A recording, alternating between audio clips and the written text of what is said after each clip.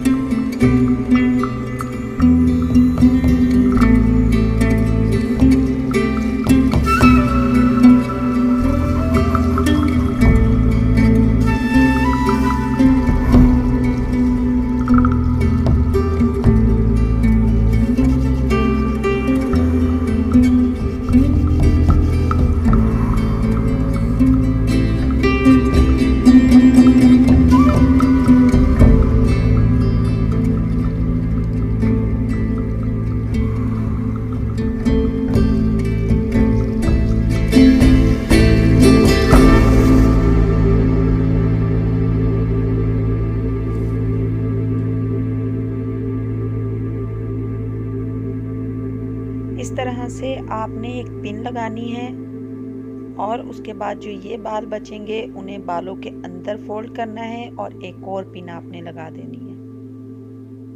Video अच्छी लगे तो लाइक कमेंट शेयर ज़रूर करना है और जो लोग मेरे चैनल पर न्यू आए हैं और आज की मेरी वीडियो उन्हें अच्छी लगी है तो उनसे मेरी ये रिक्वेस्ट है कि वो मेरे चैनल को सब्सक्राइब करें और साथ लगी घंटी को भी बजा दें ताकि मेरी हर न्यू वीडियो का नोटिफिकेशन सबसे पहले आप लोगों को मिल सके। दीजिए इजाज़त, अल्लाह हाफिज़।